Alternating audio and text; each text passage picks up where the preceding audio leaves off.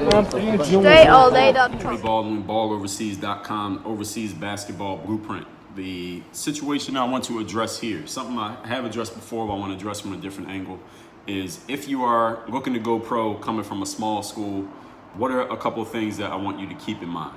Now, the person that you're listening to, I came from a Division III school. It's called Penn State Altoona. Penn State University has like 23 different campuses. So I went to Penn State Altoona, which is a Division III school in Altoona, PA.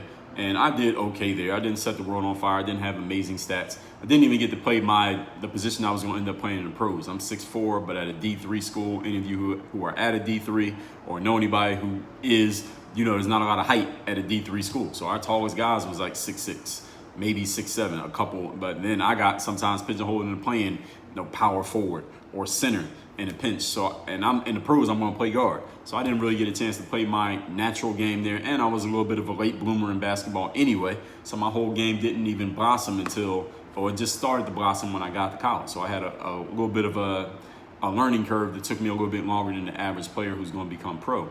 But when it came to playing basketball professionally overseas, there were some things that I was doing naturally that got me ready to play pro overseas while I was in college. Nobody had told me these things, but these are things that I just kind of inherently understood. But I'm going to make them explicit, and I'm going to explain them to you here in this episode. So before I even get into that, wherever you're listening to this, if you're watching this on YouTube, please leave like the video, hit the subscribe button, subscribe to the channel, and leave a comment. Let me know that I'm giving you game and helping you actually know what you need to know to play basketball overseas in the comments to this video. And if you're listening to this on any podcasting app like SoundCloud or Stitcher or Spotify or Apple, please leave a review of the show, leave a rating and review of the show. Let all the other ball players out there know, and let us know that we're giving you something that's actually helping you take your game where you want to take it. So all that being said, when I was playing at a Division III school, one of the first things that I was making sure that I was doing outside of basketball practice, outside of whatever the coach and the team needed from me, I always made sure I was working on the skills that I knew I would need if I was ever going to get a chance to play at the next level.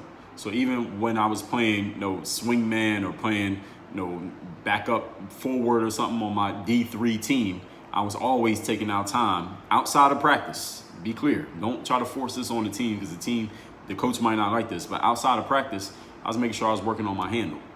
I was making sure I kept working on my athleticism. I knew athleticism was going to be my meal ticket to get me in the door, my major talent that was going to make me stand out from other players out there. You need to know what yours is. If it's shooting, if it's dribbling, if it's passing, if it's defense, if it's rebounding, whatever it is, I was making sure I was working on that talent to enhance that talent, honing that talent, because I knew that would be the thing that would get a scout's eye when it came to the professional level. Again, knowing that I was going to be playing guard, I made sure I was working on my ball handling. In college, because my athleticism started to blossom, and that was the thing that made me stand out even in college, I understood that when I got to the pros, there were going to be some other athletic guys there. So in addition to my athleticism, I knew I needed to work on my shot. So I started working on my outside shot more, especially during my junior and senior years. I was like, I got to work on my shooting game because look, it's players at D1s who are just as athletic as me, but they might be 6'8", while I'm 6'4". So my athleticism, nothing compared to them. So what else do I got? I got to make sure I got my handle right, make sure I got my outside shot right, make sure I can run an offense, not just be a guy who can jump, because listen, other guys who can jump too, and they might have a better pedigree than me. So how can I stand out amongst them? So I had it in my mind, what are the skills that I would need? Looking at my size, looking at my measurables, my makeup, physical makeup, what would a pro team look at me as? And this was just my own reasoning. This was not, I didn't talk to any scouts. I didn't know anybody who played overseas who was telling me, Dre, do this. I was just reasonably looking at myself and saying, all right, I'm 6'4", I'm about the same size now that I was in college. So I'm about 180, 185 pounds, 6'4", athletic build. All right, what's going to make me, how's the team going to look at me? If a pro team's looking at me, they're going to say, all right, this guy's a guard. He is going to need to play like the 1 or the 2. And if we got a small team or playing against a small opponent, maybe a little bit of 3. We're going to need him to be able to hit shots from the outside, do some athletic stuff, need to be able to score, need to be able to handle the ball. He might not be the point guard, but you need to be able to handle the ball. And that's what's going to be expected of me. So I'm looking at myself and saying, okay, do I have these skills? And wherever the answer was, I had to think about it, then I knew I needed work. The only area where it was 100% yes was the athletic part. That part was, I had that part down. I could keep working on it because that was my meal ticket as I said already, but I knew I need to tighten up my handles because I knew players I played with in college who played point guard, and they had really tight handles. They were crossing people over, and they were doing all kinds of moves that I couldn't quite do. I could handle the ball, but I didn't have moves like that. I didn't have the the shiftiness that players like to talk about, that shakiness on defenders. I need to work on that. So I went to my point guard who was on my team, and I said, yo, show me how to do that crossover. Like, show me some ball handling drills that I could do so I could tighten my handle up. And he showed me, and I started doing those on my own outside of being on the basketball team. Or I went to players that I knew that I was cool with, and I said, yo, what you think of my game? Like, what do you think is missing from my game? If you had to critique my game and tell me what I need to work on so I can get better, what skills do I need to add?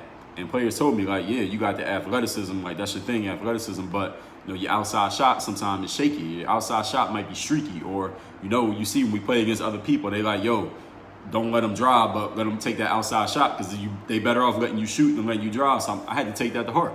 I didn't take it as hate. I didn't take it as them being negative. I took it as, you know what, they right.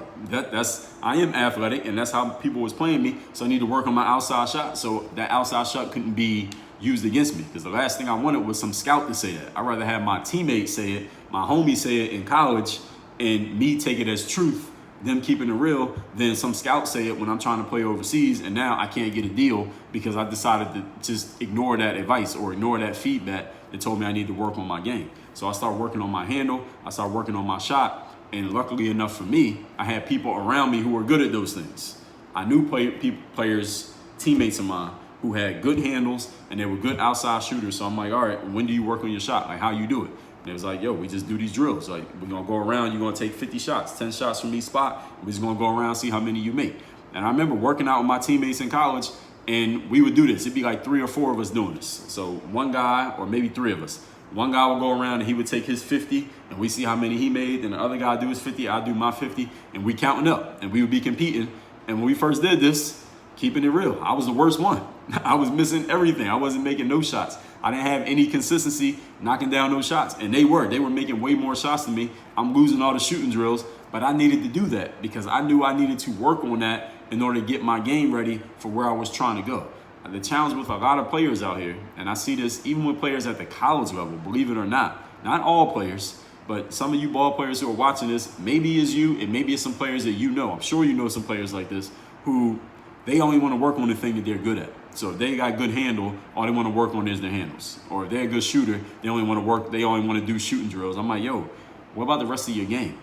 Because if you don't work on the rest of your game, somebody's going to take advantage of that. Your opponent is not your friend. All right, so they're not going to just let you do what you're good at. They're going to see what you're good at. They're going to say, all right, this dude can shoot, but he can't dribble. So we're going to get up on him, take away his airspace, make him put the ball on the floor, and then every time you put it on the floor, you're going to get robbed. All right, they call the cops because you're going to be getting robbed every time you put the ball on the floor because you never worked on your handle because you just wanted to work on what you were good at. So doing those shooting drills, I eventually started making some outside shots. It's not like I had never worked on shooting. It's just when my athleticism blossomed, I just focused on that. But I used to be a good shooter when I was even younger than that, before my athleticism came out. So I knew it was in me. I just had to bring it back by working on it. And I had teammates who were good ball handlers. And again, I told you, all right, show me how you work on your handle, or how you know. I would ask my teammates questions like, yo, how do you know when to throw out that crossover? Like, you just crossed dude last time. How you know like he might not be sitting on that crossover next time? Or how do you defend somebody who has a good crossover? And they would answer the question. They would tell me. And I took this stuff to heart, and I was working on this. Mind you, everything that I'm telling you, you ball players are listening right now, everything I'm telling you, I was working on this stuff on my own time. So when I got with the team and the coach was like, Dre, you're going to start at power forward, I'm doing the power forward stuff that the coach told me to do. And coach is like, all right, grab the rebound and throw an outlet pass, and then sprint to the block or run the play, whatever the play happened to be, set a screen. I knew that wasn't really my real game, but when you're on a team, you got to do what the coach is saying. That's just part of the hustle. Y'all, that's what I want y'all to get. That's just part of the hustle. If you want to be on the team, you got to do what the coach is saying. Now, if you want to ask the coach, hey, would you let me do this or this, and the coach is open to it, then cool. But if the coach is not open to it, you got to make a choice. All right, you either going to stay on the team and do what the coach wants you to do, or you're not going to be on the team. And I ended up not on the team, partly because of something like that. But I understood, again, even when I wasn't on the team anymore, I need to work on my game, work on my handle, work on my shot. I know I can be athletic, All right, how am I going to get myself ready for the pros? So you players, and the reason why this is specifically for players who are coming from a small school, because many of y'all don't have, if you had a D3 or even a D2, I've seen some D2s, or an NAIA or a JuCo, depending on the size of the school, they all come in different sizes, different type of facilities and resources that you have. You might not have an assistant coach who can take you through a workout. You might not have the gun. Those of you who play ball know what the gun is. That's the machine where you shoot and it passes you the ball and it catches your rebounds with the big net and all that. You might not even have access to that at the school that you're at. We had one at my school, but they wouldn't let us use it unless somebody was watching us, and they would never come watch, so we could never even use it. It was just sitting in there collecting dust. So if you don't have those resources, you don't have trainers, you don't have physical therapists at your school, you don't have an assistant coach to help you go through a workout, maybe you don't even have teammates who are that serious about ball. These are all things you got to be taking on your own shoulders to do by yourself to work on those skills so you could be ready for the pros. Now, if you're at a D1, let's say you're at a D1 and you're at 6'5", but they got you playing power forward, and you know that if you go overseas that you're going to be playing on the wing, it might be 8 assistant coaches on the team. So you can call one of the assistant coaches like, yo, coach, can you take me through a workout? And there's always somebody who's going to say yes because that's their job. At a D1, at a D3, all right, my last coach in college had one assistant coach, and it was like a rotating assistant coach. It was one dude at the beginning of the year. He fired him. Then another dude came in, fired that dude. Then some woman came in. She disappeared. Then some dude came in. It was just a rotating assistant coach. And the reason why I was like that, because at a D3, there wasn't enough money in the budget to even pay an assistant coach. Whereas if you had a D1, I remember I went to a game. It was University of Miami against Georgia Tech. Georgia Tech had like 12 assistant coaches. They have more coaches than they have players. At a D1, you got all those resources. You got a gym you can work out at any time that you want to. You got an assistant coach you could call anytime who will put you through a workout. You got assistant coaches who played in the league, assistant coaches who played D1, who played overseas, who can help you work on your game. They know exactly what you need to do. Whereas at a D3 or a JuCo, NAIA, you don't have these kind of resources. So when you're at a bigger school, these things can apply to you, of course, that you still need to work on these skills, but you might have somebody who will help you and tell you and identify, you need to do this, this, and this. All right, we need to go in the weight room and do this. And somebody will take you in the weight room. We need to work on your handle. Somebody will help you work on your handle. Whereas at a D3, an NAIA, you might have to do all this by yourself. You ain't got nobody with you. Maybe you'll be lucky and have a teammate who's serious, who has skills that complement yours. So you got like the athleticism and the size, and they got the handle on the shot. So y'all can help each other with the things that y'all need. Or maybe you don't, and it's just you.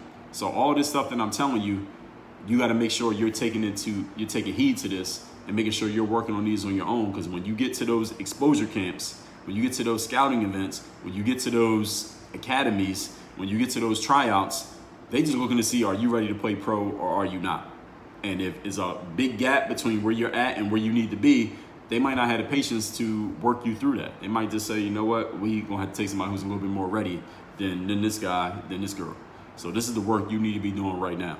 If you need help with that, we got programs at my basketball training program site called hoophandbook.com. I don't even talk about that site that much anymore because I don't be posting basketball workout videos like I used to. But hoophandbook.com, we got those programs, or maybe you already got a trainer or whatever. Just know that you need to add these skills to your skill set. Just have them with you when you show up ready to play pro. However you get it, make sure you get it. Get it how you live, as they say. All that said, if you do not yet have your free copy of this book, The Overseas Basketball Blueprint, I made this book free.